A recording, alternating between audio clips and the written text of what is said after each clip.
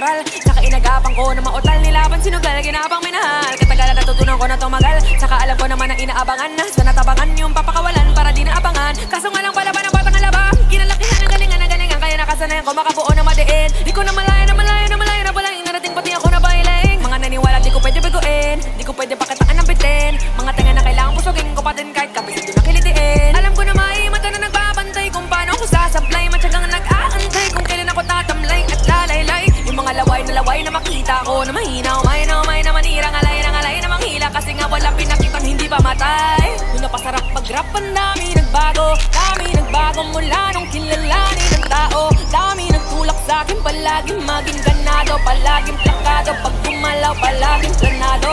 Daming pasabog kailangan pag malawak yung sakop, ikaw din ang talo sa laban. Pag nabalot ng takot kung saan